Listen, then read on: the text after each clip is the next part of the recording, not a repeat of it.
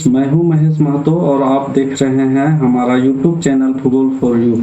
आज के इस लेक्चर वीडियो में हम लोग कक्षा 12 विषय भूगोल मानव भूगोल के मूल सिद्धांत के अंतर्गत इकाई 3 अध्याय 8 परिवहन एवं संचार में जल परिवहन के बारे में जानेंगे। परिवहन एवं संचार से संबंधित यह छठा लेक्चर वीडियो है। इससे पूर्व हम लोग परिवहन एवं संचार क्या है, परिवहन एवं संचार का महत्व क्या है, परिवहन एवं संचार में स्थल परिवहन के अंतर्गत सड़क मार्ग क्या है, प्रमुख सड़क मार्ग विश्व की कौन कौन से हैं, साथ ही साथ हम लोग देखे हैं रेल परिवहन के विषय में भी चर्चा कर चुके हैं और अंतर महाद्वीपीय रेल मार्गों के विषय में भी चर्चा कर चुके हैं। अगर आप लोगों ने यह वीडियो नहीं देखा है तो ऊपर आई बटन तथा नीचे डिस्क्रिप्शन में इसका लिंक दिया हुआ है, इसे क्लिक करके देख सकते हैं। आज के सेशन में हम लोग परिवहन एवं संचार के अंतर्गत प्रमुख विधा जल परिवहन के बारे में जानेंगे। जल परिवहन के अंतर्गत हम लोग निम्न बिंदुओं का चर्चा करेंगे, जैसे जल परिवहन क्या है, जल परिवहन का लाभ क्या है, जल मार्ग के कौन कौन से प्रकार हैं, जल मार्ग के दो प्रकार, समुद्री जल मार्ग और आंतरिक जल मार्ग। तो इस वीडियो में हम लोग सिर्फ आज वीडियो लंबा ना हो जाए इसके कारण समुद्री जल मार्गों के विषय में जानेंगे। जो 6 प्रमुख समुद्री जल मार्ग हैं उसके विषय में विस्तार से चर्चा करेंगे। जैसे पहला है उत्तरी अटलांटिक समुद्री मार्ग, दूसरा भूमध्य सागरीय एवं हिंद महासागरीय समुद्री मार्ग, तीसरा उत्तमाशा अंतरिक्ष समुद्री मार्ग, चौथा दक्षिणी अटलांटिक समुद्री मार्ग, पांचवा उत्तरी प्रशांत समुद्री मार्ग और छठा है दक्षिण प्रशांत समुद्री मार्ग। तो चलिए सेशन का शुरुआत करते हैं और बढ़ते हैं पहले बिंदु की ओर। पहला बिंदु है जल परिवहन क्या है या जल परिवहन किसे कहा जाता है। तो जल परिवहन जलीय स्रोत अर्थात नदियों, झीलों, नहरों, सागरों एवं महासागरों में जलीय परिवहन के साधनों जैसे नौकाएं, समुद्री जलपोतों द्वारा एक स्थान से दूसरे स्थान तक किया जाने वाला यातायात को जल परिवहन कहा जाता है। जल परिवहन किसे कहा जाता है? जलीय स्रोतों अर्थात नदी, झील, नहरें, समुद्रों में जलीय परिवहन के साधनों नौकाएं जैसे समुद्री पोत आदि के द्वारा एक स्थान से दूसरे स्थान तक किया जाने वाला यातायात को जल परिवहन कहा जाता है। जल यातायात मानव द्वारा प्रयोग किया जाने वाला परिवहन के साधनों में प्राचीन साधन माना जाता है। ये जो जल परिवहन का साधन है सबसे प्राचीन साधनों में से एक माना जाता है। आदिकाल से मानव सामान ढोने, यात्रा करने के लिए एक स्थान से दूसरे स्थान तक नदियों, झीलों, नहरों, सागरों, महासागरों का उपयोग करते आया है। अब देखते हैं अगला बिंदु क्या है, जल परिवहन के लाभ क्या है। इसमें तो जल परिवहन के निम्न प्रमुख लाभ हैं, जैसे इसमें मार्गों का निर्माण नहीं करना पड़ता है। ये बाकी जो स्रोत होते हैं जैसे स्थल परिवहन में सड़कें और रेल मार्गों का निर्माण किया जाता है, तो जल परिवहन और वायु परिवहन में जल मार्गों का निर्माण या सड़कों का निर्माण नहीं करना पड़ता है। नदियां, झीलें, नहरें, सागर एवं महासागर एक दूसरे से जुड़े होते हैं, अतः इससे लंबी दूरियों तक यातायात किया जा सकता है। ये जो समुद्र या नदियां या सागर होते हैं एक दूसरे से जुड़े होते हैं, अतः इससे लंबी दूरियों की यात्रा या परिवहन यातायात किया जा सकता है। यह परिवहन बहुत सस्ता होता है। क्यों सस्ता होता है? क्योंकि जल में घर्षण स्थल की अपेक्षा बहुत कम होता है, अतः इसमें ऊर्जा लागत अपेक्षाकृत कम होता है। ऊर्जा में जो लगने वाला खर्च होता है पेट्रोलियम पदार्थ में उसमें कम लगता है। इसमें विभिन्न आकार एवं वजन के नौकाएं, जलपोतों आदि को बड़ी आसानी से चलाए जा सकते हैं। केवल जलीय स्रोतों के दोनों तटों पर पत्तन सुविधाएं प्रदान करके लंबे समय तक इसका लाभ लिया जा सकता है। अगला बिंदु है जल मार्गों के प्रकार। तो जल मार्ग 2 प्रकार के होते हैं, समुद्री जल मार्ग और दूसरा आंतरिक जल मार्ग। तो इसमें आज हम लोग सिर्फ समुद्री जल मार्ग के बारे में चर्चा करेंगे। जो विश्व के प्रमुख समुद्री जल मार्ग हैं उसका चर्चा करेंगे और आंतरिक जल मार्ग को आने वाला वीडियो में हम लोग चर्चा करेंगे। समुद्री जल मार्ग के विषय में जानते हैं, समुद्री जल मार्ग क्या है या इसकी विशेषताएं क्या होती है। तो समुद्री जल मार्गों के निम्न विशेषताएं होती है, जैसे महासागर सभी दिशाओं में मुड़ सकने वाले ऐसे महाजल मार्ग प्रस्तुत करते हैं जिसकी कोई रख रखाव की लागत नहीं आती है। रख रखाव मतलब मरम्मत करने में किसी प्रकार की लागत नहीं होती है, ना इसके निर्माण की आवश्यकता होती है। यह प्रकृति द्वारा प्राकृतिक रूप से बने बनाए मिल जाते हैं। समुद्री जहाजों द्वारा महासागरें का मार्गों में रूपांतरण मानव के पर्यावरण के साथ अनुकूलन का सबसे महत्वपूर्ण घटना है। मानव पर्यावरण अनुकूलन का यह महत्वपूर्ण घटना है। एक महाद्वीप से दूसरे महाद्वीप तक भारी पदार्थों का लंबी दूरियों तक समुद्री परिवहन स्थल और वायु परिवहन की तुलना में सस्ता पड़ता है। ये अन्य परिवहन के साधनों के अपेक्षा जल परिवहन या महासागरीय जल परिवहन काफी सस्ता होता है। आधुनिक समय में यात्री जहाज, मालवाहक पोत, राडार, बेतार के तार व अन्य नौ परिवहन संबंधी सुविधाओं से लैस होते हैं। आधुनिक समय में जो जल परिवहन किया जा रहा है उसमें विभिन्न प्रकार की सुविधाएं विकसित की गई है, जिससे यह जल परिवहन और अधिक सुविधाजनक हो गया है।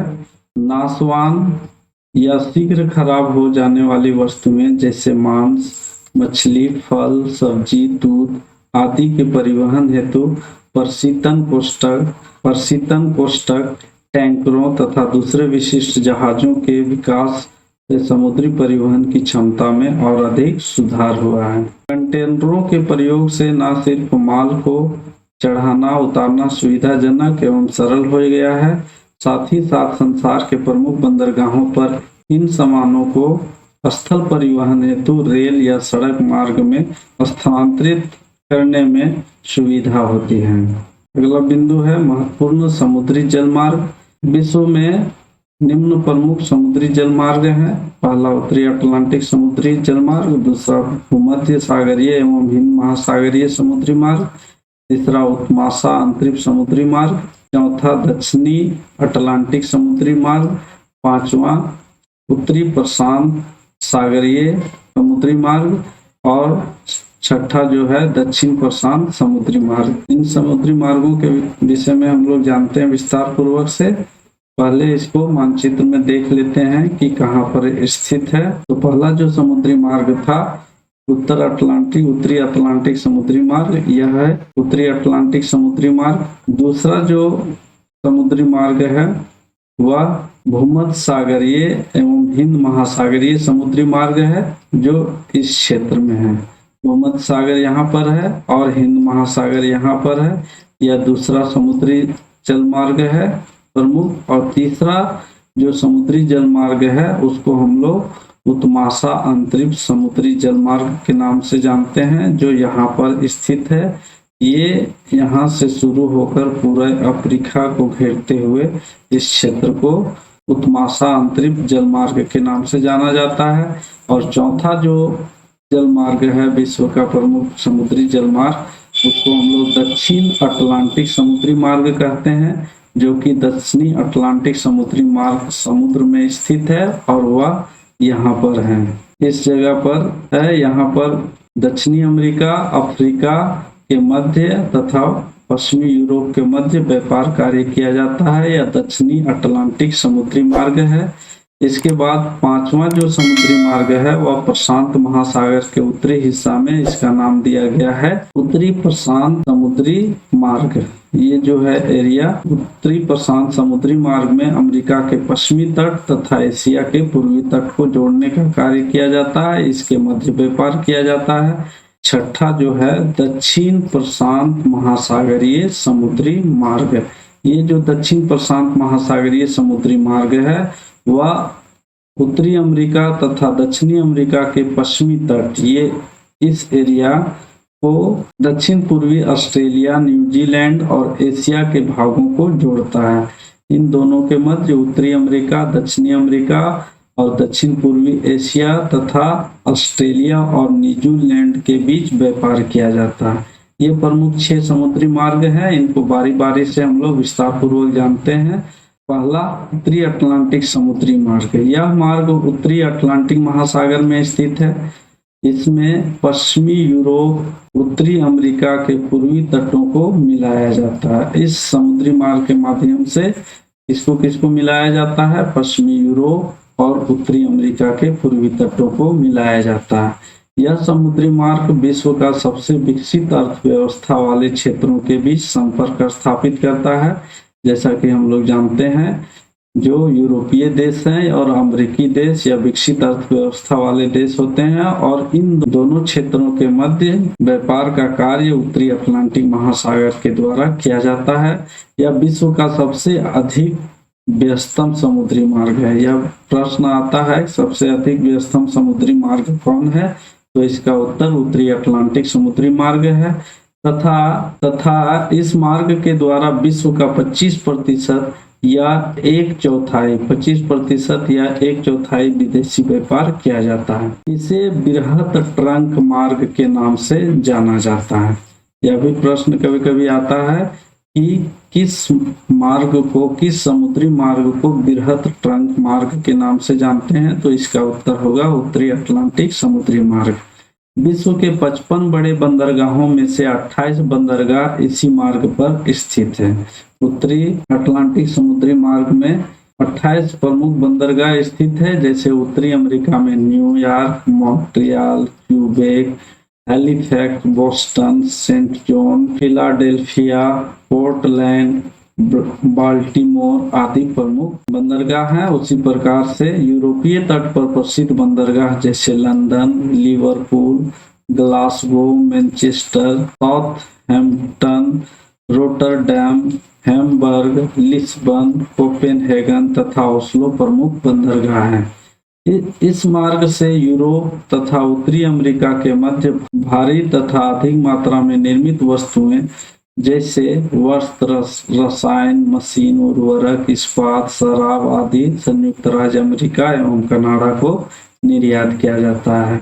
इस मार्ग के द्वारा यूरोप से किन किन वस्तुओं को निर्यात किया जाता है? अमेरिका को वस्त्र, रसायन, मशीन, उर्वरक, इस्पात, शराब आदि संयुक्त राज्य अमेरिका को भेजा जाता है। वहीं खाद्य पदार्थ और कच्चा माल जैसे गेहूं, लकड़ी की लुगदी, तांबा, लोहा और इस्पात, परिवहन उपकरण आदि इसी मार्ग से पश्चिमी यूरोप को भेजे जाते हैं। संयुक्त राज्य अमेरिका या उत्तरी अमेरिका के द्वारा भेजे जाने वाले पदार्थ मुख्य रूप से खाद्य पदार्थ और कच्चा माल होता है, जिसमें से गेहूं, लकड़ी की लुगदी, तांबा, लोहा, इस्पात प्रमुख निर्यातित वस्तु हैं जो यूरोप को निर्यात किया जाता है। अब दूसरे प्रमुख समुद्री मार्ग की ओर बढ़ते हैं। दूसरा समुद्री मार्ग जो है भूमध्य सागरीय एवं हिंद महासागरीय समुद्री मार्ग है। इसके विषय में जानते हैं। इस समुद्री मार्ग के द्वारा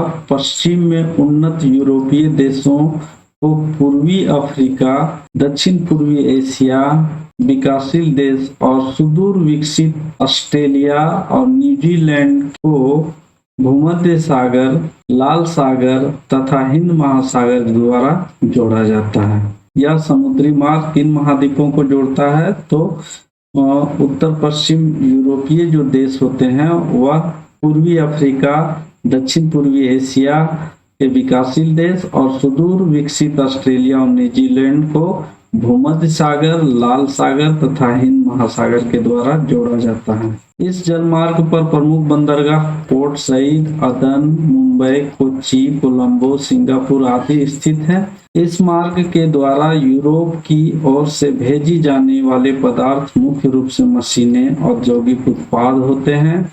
वहीं एशिया और अफ्रीका से यूरोप को भेजे जाने वाले वस्तुओं में कपास, रबड़, चाय, कहवा, चीनी, खनिज तेल आदि प्रमुख पदार्थ होते हैं। अब तीसरा जो समुद्री मार्ग है, प्रमुख समुद्री मार्ग उत्तमाशा अंतरिम समुद्री मार्ग। पहले उत्तमाशा अंतरिम समुद्री जलमार्ग सुएज नहर का विकल्प मार्ग था। सुएज नहर का जब निर्माण नहीं हुआ था, जब सुएज नहर को नहीं बनाया गया था, उस समय भूमध्य सागरीय या हिंद महासागरीय जो समुद्री मार्ग था उसका विकास नहीं हुआ था। उस समय उस मार्ग से गुजरने वाली सारे जलपोत होते थे वह उत्तमाशा अंतरिम समुद्री मार्ग के द्वारा जाते थे। अभी भी इस मार्ग का उपयोग किया जा रहा है। यह मार्ग पश्चिमी यूरोप से प्रारंभ होकर पूरे अफ्रीका का चक्कर लगाते हुए दक्षिण एशिया एवं दक्षिण पूर्व ऑस्ट्रेलिया तथा न्यूजीलैंड को जोड़ता है। यह जो मार्ग है उत्तमाशांतरित समुद्री मार्ग कहाँ से प्रारंभ होता है? पश्चिमी यूरोप से प्रारंभ होकर अफ्रीका का चक्कर लगाते हुए दक्षिण पूर्वी एशिया एवं दक्षिण पूर्वी ऑस्ट्रेलिया तथा न्यूजीलैंड को जोड़ता है। सुएज नहर के निर्माण से पूर्व यह मार्ग लिवरपूल और कोलंबो तक इसकी दूरी सुएज मार्ग की तुलना में 6400 किलोमीटर लंबी थी। सुएज नहर के खुल जाने के बाद 6400 किलोमीटर दूरी अब कम हो गई है। इस मार्ग से अफ्रीका के पूर्वी तथा पश्चिमी तटों के मध्य सोना, हीरा, तांबा, टीन, मूंगफली, गरी के तेल, कहवा, फल आदि का व्यापार किया जाता है। 1967 ईस्वी में सुएज नहर के बंद हो जाने से इस मार्ग का महत्व बढ़ गया था। वैसे भी बड़े बड़े जहाज सुएज नहर को पार नहीं कर सकते और अब भी इसी मार्ग को अपनाते हैं। कुछ जहाज सुएज नहर के भारी भरकम कर से बचने के लिए यही मार्ग को अपनाते हैं। सुएज नहर में अत्यधिक कर चुकाना पड़ता है और उस कर से बचने के लिए उत्तमाशांतरित समुद्री मार्ग को अपनाया जाता है। चौथा जो समुद्री मार्ग है दक्षिणी अटलांटिक समुद्री मार्ग। इस जल मार्ग के द्वारा पश्चिमी यूरोप, पश्चिमी अफ्रीका एवं दक्षिणी अमेरिका के ब्राजील, अर्जेंटीना तथा उरुग्वे के पत्तनों को जोड़ता है। इस मार्ग का महत्व उत्तरी अटलांटिक समुद्री मार्ग के अपेक्षा कम है, क्योंकि दक्षिण अटलांटिक महासागर के दोनों तटों पर स्थित अफ्रीका तथा दक्षिण अमेरिका में जनसंख्या विरल है और इसका आर्थिक विकास भी कम हुआ है। केवल दक्षिण पूर्वी ब्राजील, प्लाटा ज्वार नदमुख और दक्षिण अफ्रीका के कुछ क्षेत्र ही औद्योगिक दृष्टि से विकसित हैं।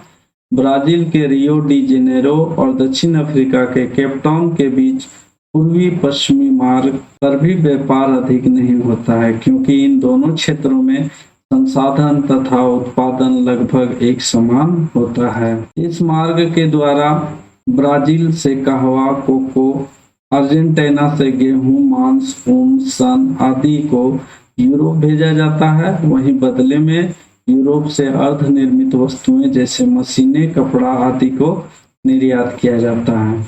अफ्रीकी राष्ट्रों से सोना, तांबा, हीरा, जवाहरात, टीन, क्रोमियम, अबरक, कपास, ताड़ का तेल, मूंगफली, कहवा और फल का निर्यात किया जाता है। पांचवा समुद्री मार्ग है उत्तरी प्रशांत समुद्री मार्ग। यह समुद्री मार्ग उत्तरी अमेरिका के पश्चिमी तट पर स्थित पत्तनों को एशिया के पत्तनों से जोड़ता है। विस्तृत उत्तरी प्रशांत महासागर के आर पार व्यापार अनेक मार्गों द्वारा की जाती है, जो लगभग सभी मार्ग संयुक्त राज्य अमेरिका के प्रमुख बंदरगाह द्वीप होनोलुलु में मिलते हैं। यहाँ पर ये जलयान अपना मरम्मत एवं ईंधन के लिए रुकते हैं।